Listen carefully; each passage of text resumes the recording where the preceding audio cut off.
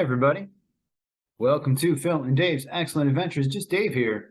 Today we were talking about the movie 3,000 Years of Longing.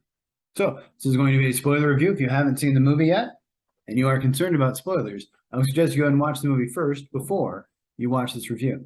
3,000 Years of Longing is George Miller's newest movie. It's about about a professor who meets a Djinn. And has to decide whether or not she wants to make the wishes that he grants her, or that he's asking her to grant. So yeah, she is a professor of some kind. I think she's more a language or a story. I forget what she said. She said the exact name, and I can't remember what it is now. But yes, she studies Djinn and folklore and that kind of stuff. So she's familiar with their tricks and with how the stories usually end. So as far as what I liked about the movie, cast is great. Idris Elba and Tilda Swinton are both very talented performers who are always very good and very reliable, and they're just as good in this as they are in everything else. Most of the rest of the cast is people who I'm fairly unfamiliar with. Usually when I watch a movie, I kind of at least recognize some people, but this one, yeah, there's really not many at all. I had to look up Amito Lagum plays Queen of Sheba.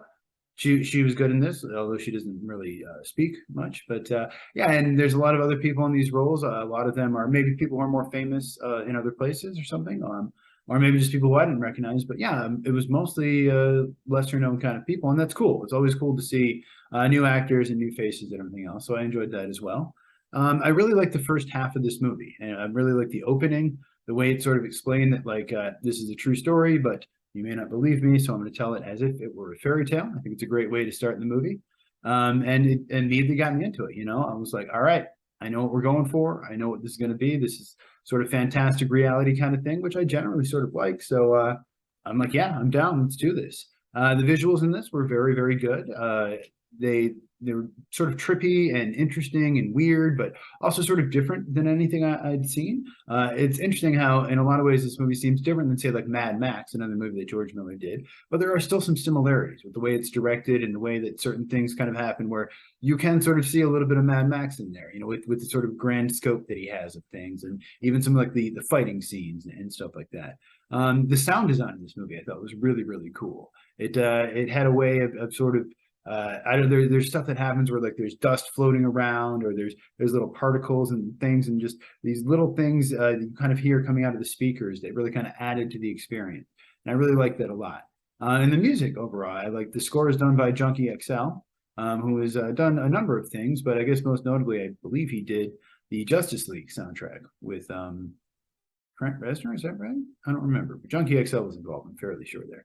So yeah, I like the movie in this. I like the language in this. When he first shows up, he doesn't speak English, and she tries a couple things, and then she tries Greek, and he's like, oh hey, Greek, I speak Greek, which would make sense.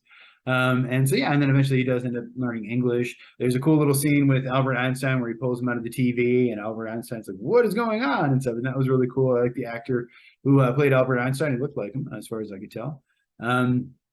I liked all the historical references they make to like the Queen of Sheba, Suleiman, Prince Mustafa, Murad IV, and all that kind of stuff.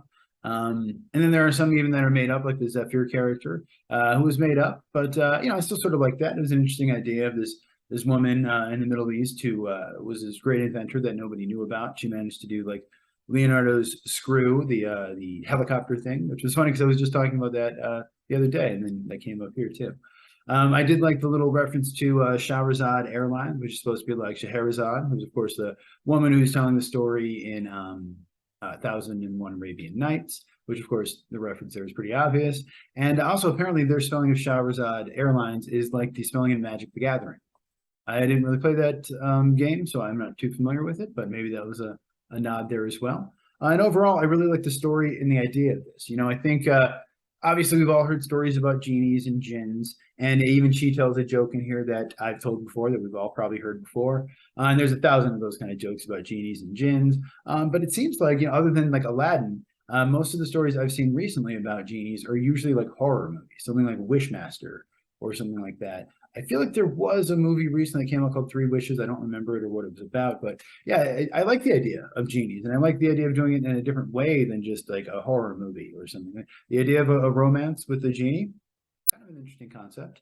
As far as what I disliked about it, like I said, I did like the historical stuff, but there were some historical changes. That being said, some of the stuff like Solomon and Sheba, we're not even really sure if the Queen of Sheba was a real person at all. It's something like thousands of years ago, so it's really hard to say. But in this they say like, oh no, Solomon came to her; she didn't come to him, like in the Bible. And of course, the Bible is not an accurate source for history or anything like that. But whenever there's something like that and they change it, it's fine. I understand it's a movie, but there's always a little bit of me. It's like, no, it's not how it happened. And again, that's not a good example because those people most likely didn't actually exist, or we're not sure, but still. The love story, I thought, obviously, I knew that going into this was going to be a love story. It's called 3,000 Years of Longing. So, I mean, I was expecting it to involve love, and I expected it to be a love story between these two. Again, the poster on that side sort of gives it away, but I don't know how much I bought the love story. And just the way it was developed, where basically, the framing device is he's sitting in her hotel room explaining to her what has happened to him his whole life, essentially, but why he was stuck in the bottle, lamp, whatever, and how he got there and what had happened to him in the past. And so as he's sort of explaining the story, and he tells her about the last woman that he loved and how he got trapped, after she hears the story, she's just like, okay, I got my wish. I want you to love me. And it's just like, okay, but why now? I guess because he told this sad story about what had happened between him and his this woman that he loved, but I guess they just didn't get. I'm sure most women, and in fact most men, probably don't need a lot of convincing as to why they would want to sleep with Idris Elba. But for me, I was just like, I would have liked a little bit more of an explanation there, a little bit more of a back and forth between them, or even a little bit more of a build up to the romance, because there really isn't much at all. And so, yeah, I think that could have been handled a little bit better, a little bit more believable, at least for me. The movie is maybe a little too long. It's about 1:45. And I say this all the time, but yeah, maybe they could have cut some stuff out. Honestly, I understand the meaning of 3 and the importance of the number 3, and so they had to go through these 3 different times he had been trapped in the bottle, but I feel like I didn't really need the other 2 times. It could have just been a quick little thing. In some ways, this movie kind of reminded me of like an episode of the Twilight Zone or something like that. I think maybe it could have been an interesting little like 1 hour kind of thing. I'm not sure how much I loved the ending. I guess I was expecting a little bit more. I was expecting maybe a twist where the Djinn actually is evil, or maybe some kind of a thing where it turns out he is evil, but then he actually does fall in love with her, or she somehow figures out a way to outsmart him, where it does free him, but they are also still somehow together. Or just something a little bit more clever. That being said, the ending they did come up with, I did sort of like, where he kind of comes to the real world, but he has trouble dealing with it because of all the stuff out there, the radio waves and microwaves and conversations and everything else. And so yeah, and the way they sort of resolved it was nice enough, where they got to see each other periodically. But I also feel like, I don't know, couldn't you have just gone somewhere more remote, somewhere where it didn't affect him as much? Or I guess couldn't you have just wished for that not to happen to him? Or I feel like there's better uses of her wishes, because the first wish, okay, to have sex with him. Again, I feel like you didn't need to use a wish for that, but I get it, no, for love or whatever. And the second one, she just wishes for him to talk to her because he can't talk. Which again, okay, I get in the moment and what else, but again, I think a better wish would have been, I wish this wasn't happening to you. And then at the end, I think she wishes that he was back where he belonged or something like that. And so he went back there, but then he's still able to come back. I don't know, I just feel like there was a better use for those wishes. The wish could have been something like, I wish to go with you to wherever you are, or I wish to be a Djinn myself, That was sort of the issue I had with this romance and with the other one, where he's a Djinn who lives for as long as until his 3 wishes are filled or something.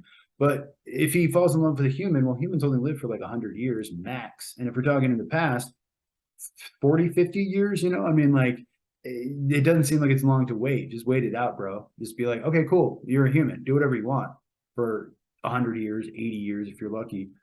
And then we can just go do whatever, like, I don't know. I just didn't quite get that. I realize it's a movie. There has to be sort of drama and there has to be everything else going on, but I don't know. I guess I was hoping for more of a happy ending, which is sort of weird. And maybe it's better that this is somewhat of a, mixed ending, but yeah. Also, there was a couple in the theater who were very loud and obnoxious. Not in the movie's fault, of course, but like at the beginning, they were a little bit like, "Who's Idris Elba? What is this? Who's this movie?" And then at the end, like the woman got like stuck in the chair, and she was like she was the penguin or something, and the guy was like, "All right, let me move my chair." So not the fault of the movie makers by any means, but it's always frustrating when people do that kind of stuff. It was like at the big, kind of climax where they're like walking away into the sunshine. I've got, the penguin over here. So yeah, other than that, the movie is directed by George Miller. He's most known for doing the Mad Max films. He did all of the Mad Max movies, the first three, and then the most recent one. He also did, though, Lorenzo's Oil, which is a movie that I remember liking, at least when I was a kid and I saw it. The Happy Feet movies, which is the little dancing penguin movie, and Babe, Pig in the Sea, which a lot of people like to point out just because they're very different movies, Mad Max and Babe. I also think it's funny, he didn't direct the first one. He wrote the first one, but he directed the second Babe movie.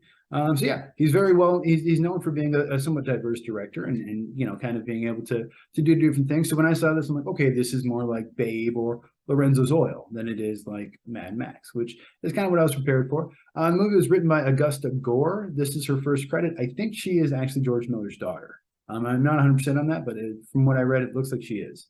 And there was somebody else who was supposed to write this, but he died. He was a friend of George Miller's. George Miller's, I believe, in the 80s. And so, yeah, and then this Augusta Gore was that guy's goddaughter, and I believe George Miller's actual daughter. It's based on a short story by A.S. Byatt called The Djinn in the Nightingale's Eye. A.S. Byatt is a British woman, I believe, who is also in her 80s. the Djinn in the Nightingale's Eye, I think, came out in 94 or so. And she wrote a movie called Possession that came out in the early 2000s, I think. That I vaguely remember. Gwyneth Paltrow was in it, I think, but I don't think I actually saw it. A couple other things. So Tilda Swinton's character in this her name is Aletheia. That means truthful. There's actually a Greek goddess of truth named Aletheia, and the Roman equivalent was Veritas. So yeah, I thought that was kind of cool. Cinematographer in this movie was a guy named John Seale. He came out of retirement for this. He also came out of retirement to do Mad Max Fury Road. I believe he is also in his 70s or 80s. So again, all time, I think a lot of George Miller's friends are contemporaries, at least.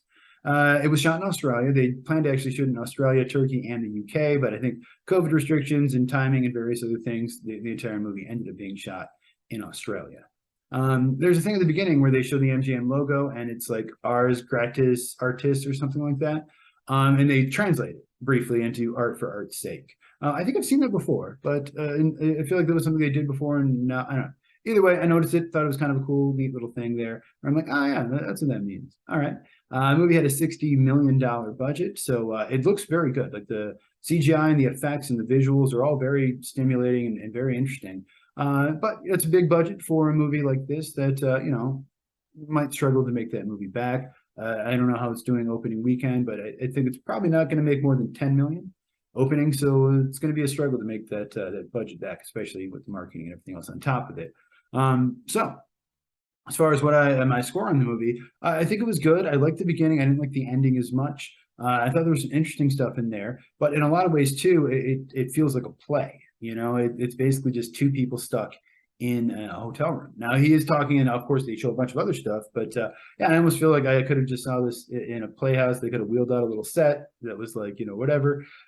So yeah, interesting choice. I think it's cool that the MGM was willing to take a swing on this. George Miller is obviously a known talent, and he's made some money for them in the past, so good for them. But yeah, as far as my score on this movie, though, I think I'm going to just give it a 7 out of 10. There was a point where I was really liking it there, and I was ready to give it more like an 8 or something. But I think in the end, yeah, I have to just settle for a 7. It was fine. It was decent. I didn't hate it. I didn't love it. But yeah, I don't know if it's for everyone. It's, again, the kind of movie, though, that if it were on TV or something, and you just happen to catch it, I can see people being like, hey man, I saw this cool movie on TV the other night. It was 3,000 years along. It was nice. So I don't know. If you saw the movie though, what do you think of it? Let me know in the comments down below. Thank you so much for watching. Have a great night, and I will see you here again next week.